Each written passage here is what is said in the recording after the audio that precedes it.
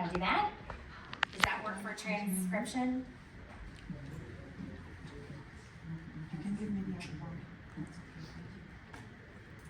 All right. So we'll go ahead and get started then. Just a quick disclaimer, so the thoughts and discussion here today is of myself and my scientific teams. And we'll be showing you some data from the US consumer base, and that is all going to be publicly available. So I have to always throw in that kind of disclaimer.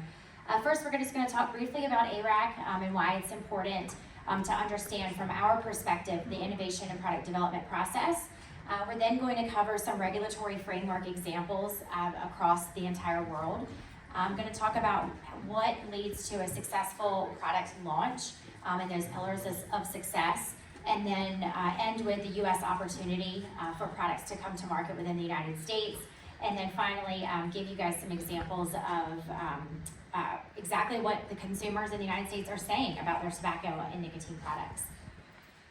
So at ARAC, we are U.S.-based, women-owned, and FDA aligned is kind of our tagline here. So we are within the United States, and our focus is to get nicotine products to market within the United States, but we work a lot internationally as well. And we'll talk about that over the next several slides. I have a team of 4 behavioral scientists and psychologists, and me being one of them, some statisticians and survey methodologists.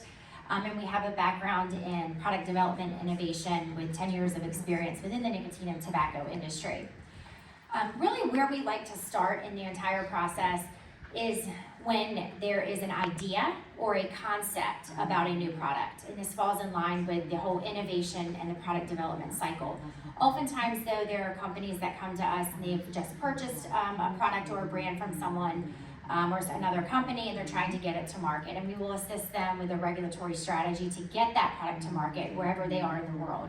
And then we actually conduct the behavioral-based and clinical studies to support that product getting to market.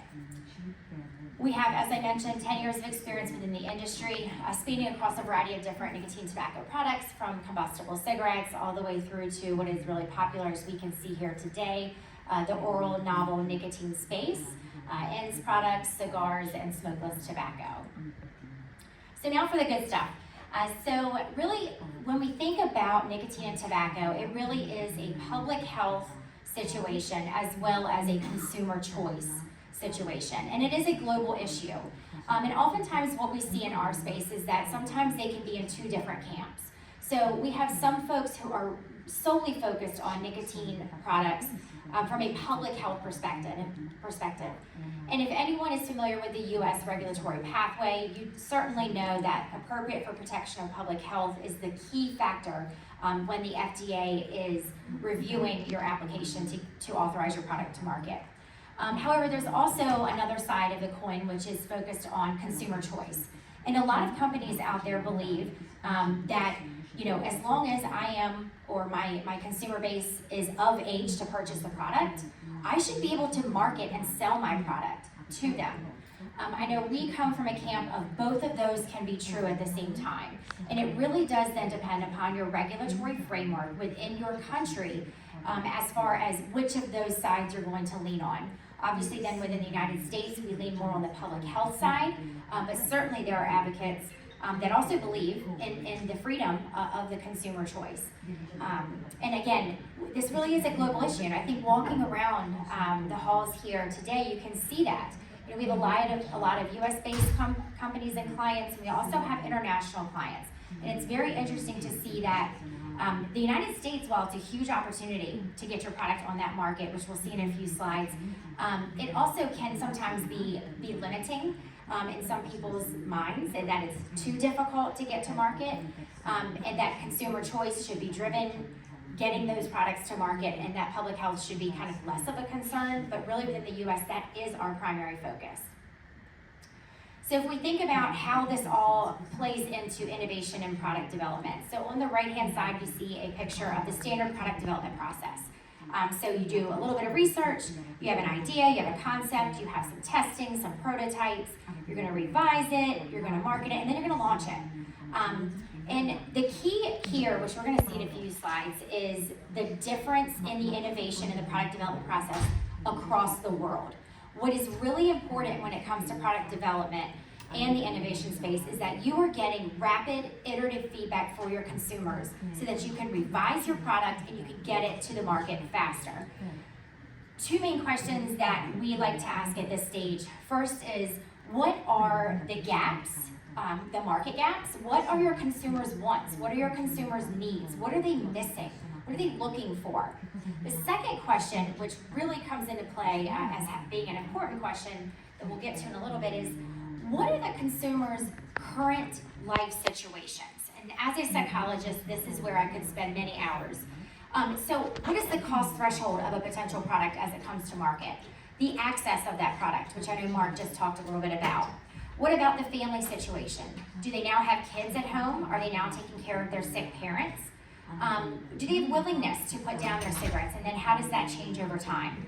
I'm gonna not get too nerdy here with the psychology aspects, but their self-efficacy. So do they believe that they can put their cigarettes down and transition to another product?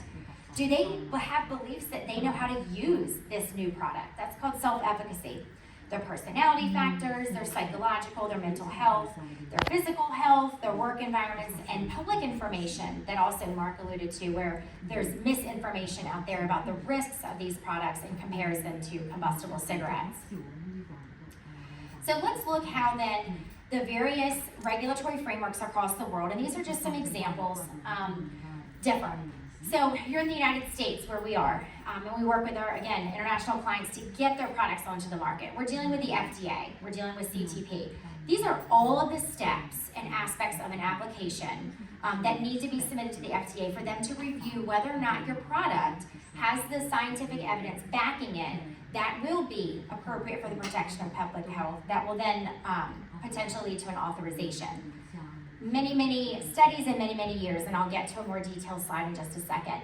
That's in comparison to the UK, where these are just some very similar to the United States, but certainly not as extensive when it comes to the scientific studies and testing that's required.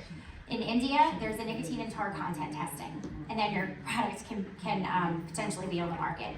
In the EU, you see they also have some similar aspects to the US and the FDA, but nowhere near the extensiveness that the United States is requiring to get a product on the market. So how does this then impact innovation and product development? So right now in the United States, I've selected a few products that have been authorized to be sold. And so we've got Enjoy, Verve, Vuse, Logic, and IQOS. Verve and IQOS are not currently marketed in the United States. Enjoy, Vuse, and Logic, you can see the percentage of the market share that they are holding. Certainly Vuse, as Mark just mentioned, is doing really well. And now you compare that to the other countries. So other countries have heated tobacco products, so heat not burn, dry nicotine pouches, wet white pouches that we're seeing a lot of now, and disposable ends. And while this to us might not appear like innovation, at one time, actually pretty recently, these products were innovative products coming to the market. Where did they begin? Did they begin in the United States or did they begin internationally? They began and were developed internationally and then came to the US market. Why is that? Because when you take the slide that we just previously went over, it's so much effort to get a product authorized to market within the United States compared to other countries. So let's look at that. Within the international market, you find a gap in your market, you make sure that the consumers that you're targeting have the need, the want for that product. You make sure it's feasible, it's a viable concept, and that you're able to produce that and manufacture it. You may or may not conduct pilot tests and consumer research. That might take, a few months? You may or may not iterate the product and revise it. And then maybe you have 1 to 2 months of additional scientific testing on your final product, and then you get authorization and it's launched to market. Pretty straightforward. You're looking probably at, 5 to 6 months. So it's no surprise when clients come to us and they're like, what does it take to get authorization? How long is it gonna take? And then they see many years, right? So within the United States, this is the standard process right now. So in the beginning, before you're even conducting your scientific studies, we really push for companies to meet with the FDA, we want them, before that, to make sure that their target audience and their consumer base is in fact wanting and needing the product that a company is intending to put on the market. That might take up to a year, and that's your product development process. Excuse me. And then you're gonna meet with the FDA, right? Then you're gonna conduct scientific testing, and maybe that takes probably up to 2 years. Then you're going to submit the application to the FDA, and then you're gonna wait potentially 2 to 4 years to receiving your decision, or FDA's decision on your product. This looks like, first of all, when it comes to innovation, are your products still innovative when they hit the market after 4 or 5 years? Probably not, which is why we saw on the previous slides how those products in the United States that are currently authorized have pretty low share of the markets, or aren't being marketed and sold at all. And so by the time the products get through the regulatory pathway in the US, oftentimes the consumers have gone way beyond those products and they're moving on to something else. Success, as we move forward throughout the next several slides, what we really believe to take and what we've seen, again, in the 10 years that I've been in the industry, what drives the success of a product. It's going to be understanding your consumer and doing the innovation work, the product development work, as I just mentioned. You have to have a business strategy that is also accounting for your regulatory frameworks, and you have to be working with folks who have that relationship with your regulator.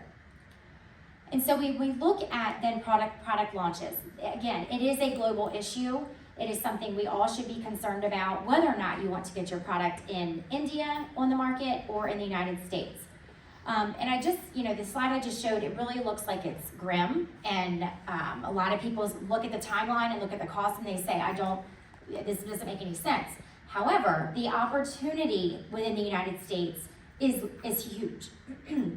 It's huge because we think about the number of smokers. We have a massive number of smokers in the United States. We think about it from, a lot of businesses look at it from a bottom line perspective, and making more money within the US compared to other countries. And so they do see that there is a gap and they want to bring their products to market, and we help them do that.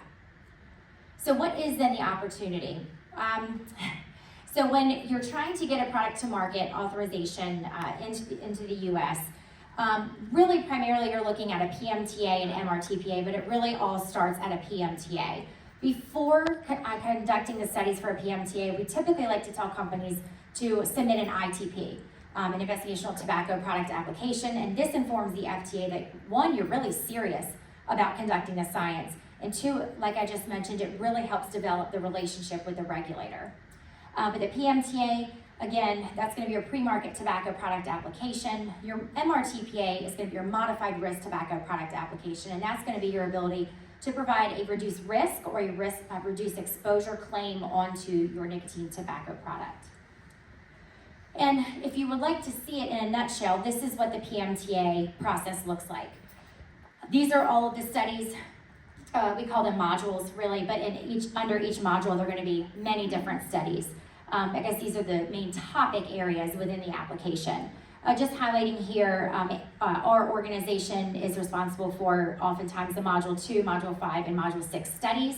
So you just heard Mark talk about the individual and population level risk and those types of studies with actual use and switching. That's the kind of work that we do. But again, lots go into a PMTA. Lots of science, lots of work, and lots of time. And over the past, I guess, probably year or two, we hear a lot from, especially international clients, there's no use in flavors. I don't even want to spend the money, the time on getting flavors to the market. And I really hate hearing this because, as I mentioned, having those regulatory relationships is really important, and we at ARAC have that with our regulator, myself being a former public health, advocate within the federal government. And so it's really important that one, the take-home message is that there absolutely is a chance for flavors in the United States, particularly as the enforcement actions are increasing within our government and border control. And so as they increase their enforcement, the illegal and illicit vapes hopefully will be getting removed from the market, which really will then will give the opportunity for applicants who are very serious about getting their flavors on the market to actually demonstrate to the FDA that they're serious about that. So what is key that we've heard over and over again from the agency is you have to design your studies to answer our research questions and answer our application questions. And so I could talk about this for hours and geek out on the methodology and the design of science within this space, but I will spare you that. And what it comes down to is if you're trying to get flavors on the market, you need to have the most reliable and robust study design. You need to be conducting a randomized controlled trial and experimental design. We currently have 6 of them ongoing and 2 that have been already submitted to the FDA in support of PMTAs. And so awaiting, the action of the FDA and their response. It's also important that you have external support, and that external support has the relationships with the regulator. FDA engagement. You need to demonstrate to the FDA, again, that you are serious about the effect of flavors on public health. What we have seen over and over again, and I'll show you in just a few slides, is that flavors do have an impact on public health in a very positive way. You also need to be able to consider, however, that youth uptake and youth use was an issue within the United States. And so that is something in moving forward in getting flavors on the market needs to be considered in whether it's your marketing, whether or not it's the cutting edge technology of age gating, which I think can be debatable as to whether or not that will be effective, but need to be proactive and need to be thinking about these different aspects. Okay, so let's now turn to the fun stuff. So these are, I guess, 5 or 6 slides that was just going to give you a picture of what consumers are saying, thinking, and doing in the United States right now. So when it comes to adult smokers and ENDS products in general, here are just a few quotes from recent research that we've conducted. And you guys can read it, and I'll just read a few of them out that I know stuck out to me. Let's see. I believe I would have liked to try another flavor other than tobacco. That may have helped. I'm not against e-cigarettes, but the tobacco flavored ones are horrible. I absolutely love the flavored vapes because they were so fruity and exciting, and they made me extremely happy to be able to still enjoy the tobacco taste along with the fruity flavors because I like the taste and convenience of the device. Let's see, this tasted more like the actual cigarettes I was using. These weren't too overpowering with flavor, and the aftertaste was the best with these flavors. What we have seen is there are variables rising to the top as to why smokers are switching off of their cigarettes and to ENDS products. The flavor, the taste, the convenience, the ease of use, the satisfying cravings. As Mark just showed you that PK curve, that is what that's measuring. And it's important to note here that there are smokers that do enjoy the tobacco flavored ENDS products.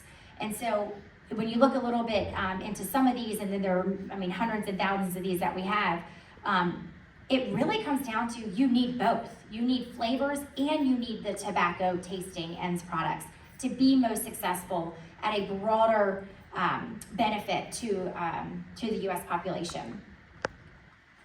And then this is some data statistics from one of those RCTs that I just mentioned to you guys, so an experimental-based study, and this is one that's in with the FDA right now, assessing whether or not flavored e-liquid products are superior at switching adult smokers off of combustible cigarettes versus tobacco tasting. And what we found here is yes, they are. So the flavored group that was assigned randomly to receive the flavored e-liquids reduced their CPD from 11.7 to 6.88, which was demonstrating a 41.2% reduction. And I guess I should clarify here, this is not cessation or switching or quitting. This is a CPD reduction, which has also been noted by the FDA of being positive to public health benefit. Those that were in the tobacco e-liquid group reduced at a 24%. So we had 41% reduction versus a 24% reduction. And then looking at kind of the flavors, right? What are the flavors that that smokers are enjoying, using, liking, and especially being helpful at switching off of combustible cigarettes? Typically, we see fruity, but also a little bit of ice, menthol rising to the top. These are 2 different studies. These 2 did not include tobacco in them within that condition, but we have research coming out now where when you put in tobacco, you actually see, again, the flavor and tobacco rising to the top as being most helpful at switching or reducing your CPD. And then we've conducted studies on nicotine pouches to support PMTs in the United States. This is just a little bit of information I thought that would be helpful from a global scale to just better understand what the US consumers are thinking about pouches. So we asked current users and smokers of nicotine tobacco, and we showed them nicotine pouch pictures. We asked them questions about their intentions to try and use and switch to nicotine pouches. We also did that with non-users of nicotine and tobacco. What we found is that the smokers had, on a scale of 0 to 6, about a 3.5 intentions to try and use nicotine pouches, whereas the non-users of nicotine tobacco were at a 1.7, which is good. So at the bottom bullet there of non-users, within the United States, and for a PMTA to be successful, we don't want our product to be attractive to non-users of nicotine and tobacco, and that's essentially what this is saying. Some specific quotes from that study. I would not use it as I quit years ago. I would not use them. I don't smoke. I no longer smoke or use any tobacco products. So that was definitely supporting our evidence that non-users have pretty low intentions to just pick up these pouch products. Whereas the smokers are saying these were their top reasons to using potentially pouches. Use where they can't smoke, so that's that convenience. Might help them to stop smoking or cut back, save money, continue not smoking, and then they would enjoy using. So out of those, we see 2 of them are basically in support of APPH standard benefiting the public health.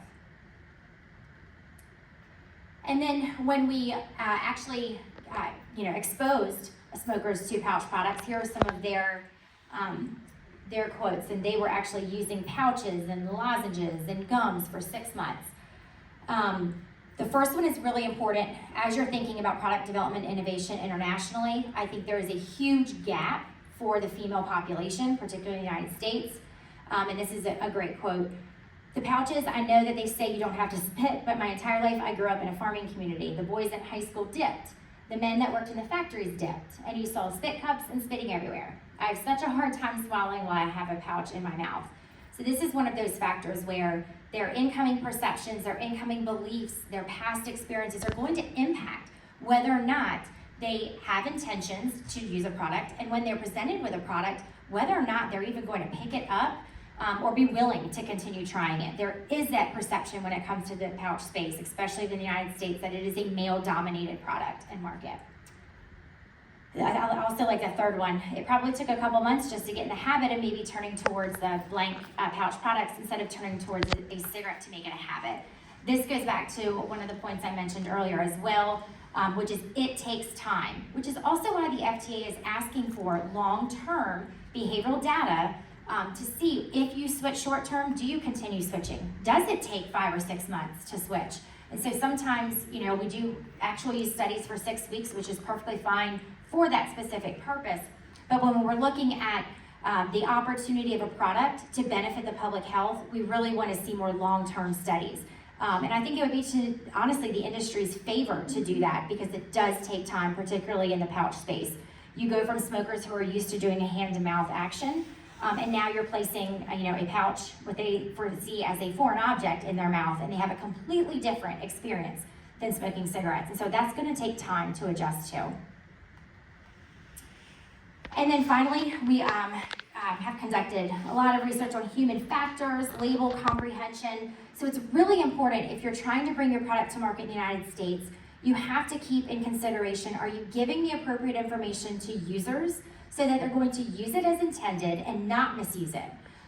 You're also wanting to make sure that you're not having packaging and labeling that is going to be seen as positive and interesting to youth and non-users. And so this is an example of really what was happening. We have the ice cream there. I know my kids love them. And then we have a vape that literally looks exactly like it. And versus something that is very clean, one color. I would even say maybe even make the color even less bright. But this is a lot of the work that we do, helping companies make sure their labeling and their packaging is appropriate and is going to be viewed by the regulator within the United States as being acceptable. So what we're seeing, it's not often clear by the labeling and packaging who should use the product and who shouldn't. Honestly, there are many products where consumers don't even know what the product is. Some, will even say, is it a bath salt? So make sure it's clear that consumers will know what the product is. Simple instructions are always preferred over many lines of instructions. I just mentioned considering those positive effects, right? You want smokers to think that the product is attractive, right? But there's a fine line between that and then having non-users and kids also find it attractive. This is also one of the key points of this naive user's mind. And that's why a lot of clients come to us, is because they are so ingrained in their product and their product development process and getting their product to market that oftentimes it's hard for them to step back and view their product and their labeling and their packaging as the consumer would. And so a lot of testing should go into that to make sure that labeling and packaging is on there as someone has never used this before. What are the questions they're gonna have? And how can we give them that information, but simply so that they're going to use it appropriately. And this is a word cloud that we conducted through one of our studies. We asked the participants, the smokers, what were the leading factors for why they switched and put down their cigarettes and used the ENDS products. And you can see that this is very much in line with some of the other lists that I told you earlier on, like helping cut back, the flavor, the taste, the satisfaction. Those are all really key factors at driving switching among smokers. And with that, I thank you, and we'll take any questions.